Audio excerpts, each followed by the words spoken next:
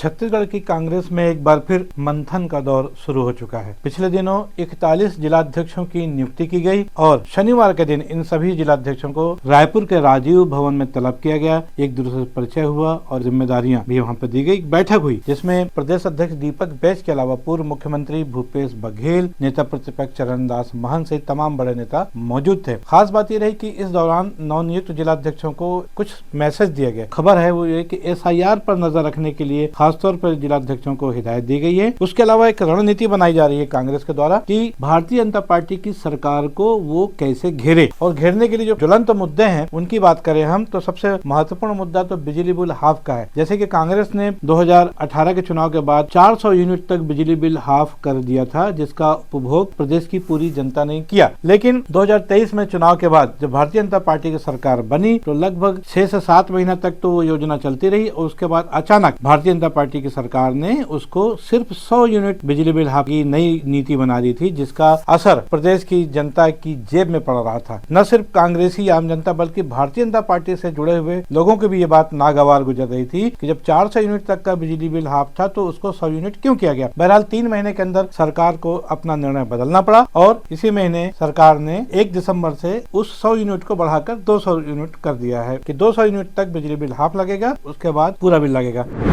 100 unit तक half बिजली का जो छूट था उसको बढ़ाकर 200 यूनिट तक किए हैं।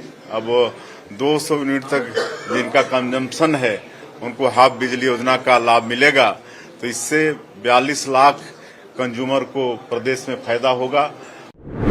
इस मुद्दे को लेकर के कांग्रेस ने अपने नवनियुक्त जिलाध्यक्षों को ताकीद दी है, उनको कहा है, समझाया है कि अपने अपने क्षेत्रों में जाकर के इस मुद्दे को आम जनता तक पहुंचाएं और उनको जागरूक करें। उसके अलावा एक और मुद्दा है वह जमीन की रजिस्ट्री का। जमीन की रजिस्ट्री में जिस तरह धड़ाधड़ बढ़ोतरी की गई, लगभग 10-10 गुना तक रेट को बढ़ा दिया गया, जिसकी वजह से तमाम लोगों में आक्रोश है। यहाँ तक कि प्रदेश में छत्तीसगढ़ की सरकार है उसके पूर्व कैबिनेट मंत्री रह चुके वर्तमान में रायपुर के सांसद बृजमोहन अग्रवाल तक ने चिट्ठी लिख दी अपनी पार्टी के नेताओं को। निसंदेह उन्होंने भी इस बढ़े हुई दरों पर आक्रोश जताया है, नाराजगी जताई है और असहमति जताई है। इस मुद्दे पर भी सरकार को घेरने की तैयारियां की जा रही है। उसके अलावा धान खरीदी और मनरेगा के कामकाज को लेकर भी योजनाएं बनाई जा रही हैं कि मनरेगा एक ऐसी चीज है कि ग्रामीण क्षेत्र में लोगों को रोजगार मिल जाता है, लेकिन शायद आर्थिक दिक्कतों की वजह से छत्तीसगढ़ की सरकार मनरेगा के काम को भी ठीक से नहीं चला पा रही है और ग्रामीण क्षेत्रों में लोगों को रोजगार नहीं मिल पा रहा है जैसा कि पिछली सरकारों के समय मिलता था। बहरहाल तो ये वो कुछ मुद्दे हैं जिसको नवनियुक्त जिलाध्यक्षों की जब कल बैठक हुई थी राजीव भवन रायपुर में, उनको टिप्स दी गई है और ये कहा गया कि अपने अपने क्षेत्रों में जाकर अपनी आप टीम बनाइए और आम जनता तक जाकर के इन सब चीजों को बताइए। आने वाला समय में जिलाध्यक्ष 2-3 दिन के अंदर अपने अपने जिलों में बैठक लेकर SIR को लेकर बैठक करेंगे और अन्य मुद्दों को लेकर बैठक करेंगे। और 14 तारीख को दिल्ली में आयोजित वोट चोर गद्दी छोड़ अभियान का विशाल रैली भी होना है, उसको लेकर भी जिलाध्यक्ष हमारे सीनियर नेताओं के साथ चर्चा हुई है। बड़ी तादाद में छत्तीसगढ़ से हमारे कांग्रेस के कार्यकर्ता वोट चोर गद्दी छोड़ अभियान के लिए दिल्ली के लिए जाएंगे। संगठन की मजबूती के लिए हमारी जिलाध्यक्ष AICC ने उनको कांग्रेस आलाकमान ने नियुक्त किया है। संगठन की मजबूती के लिए और सरकार के खिलाफ लड़ाई मजबूती से लड़ाई लड़ेंगे और पार्टी के प्रति ईमानदारी और निष्ठा के साथ काम करेंगे और जो जिम्मेदारी आलाकमान और पार्टी का निर्देश होगा उसके प्रति खरा उतरेंगे। ये सभी तमाम नेताओं ने उन्हें बधाइयां दी और हमारे जिला अध्यक्षों ने भी आश्वासन दी है कि पार्टी के प्रति वो खरा उतरेंगे।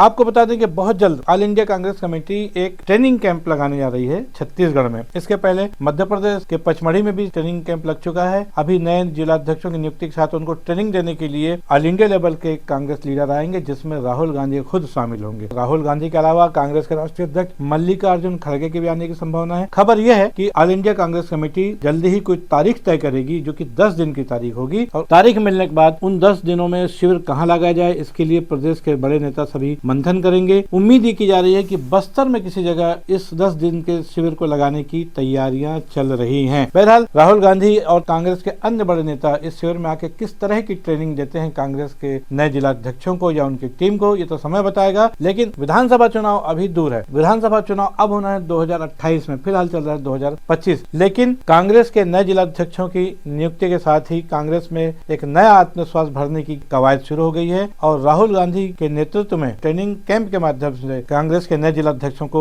इस काम के लिए तैयार किया जा सकेगा, ताकि 2028 में जब विधानसभा चुनाव हो तो उस समय भारतीय जनता पार्टी का वो मुकाबला कर सकें।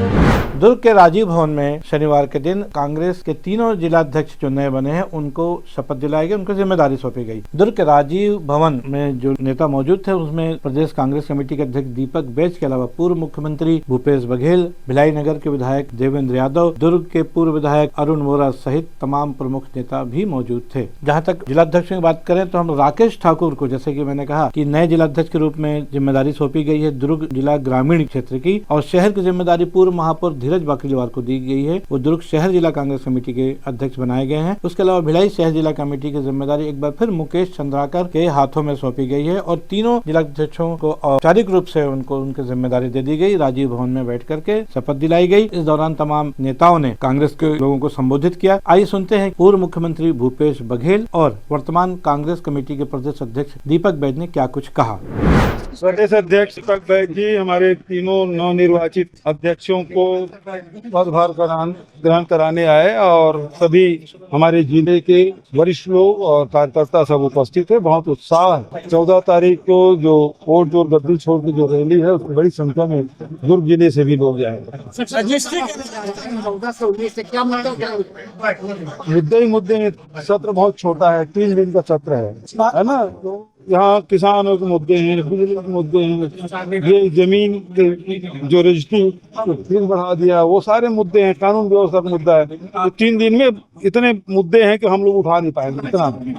आज हम लोग दुर्ग के राजीव भवन में जो नवनियुक्त तीनों जिला अध्यक्ष दुर्ग शहर ग्रामीण और भिलाई उनके पदभार ग्रहण में आए थे। हम लोग के बीच में पूर्व मुख्यमंत्री भूपेश बघेल जी, भाई देवेंद्र यादव जी, अरुण वोरा जी, तमाम हजारों कार्यकर्ताओं के साथ आज उनका पदभार ग्रहण हुआ। साथ ही कि आज के बाद तीनों नए जिला अध्यक्ष संगठन सृजन के तहत बनकर आए हैं और हमें पूरा आशा और विश्वास और भरोसा है कि दुर्ग और भिलाई के लिए, कांग्रेस की मजबूती के लिए, संगठन की मजबूती के लिए, हमारे क्षेत्र की जनता के सुख और दुख के हमदर्द बनकर काम करेंगे और सरकार के खिलाफ विभिन्न मुद्दों को लेकर, आम जनता के मुद्दों को लेकर मजबूती साथ लड़ाई लड़ेंगे। जो विश्वास आला कमान ने जताया है उस पे खरा उतरने का पूरा प्रयास करेंगे। इस खबर में आज बस इतना ही। मैं हूं बीडी निजामी और आप देख रहे हैं न्यूज़ T20। हमारी ये खबर आपको कैसी लगी इस पर अपनी राय अवश्य दें। खबर को लाइक करना न भूलें और चैनल को सब्सक्राइब करना भी। कल फिर मिलेंगे किसी नई खबर के साथ। तब तक के लिए दीजिए इजाजत। जय हिंद, जय भारत, जय छत्तीसगढ़।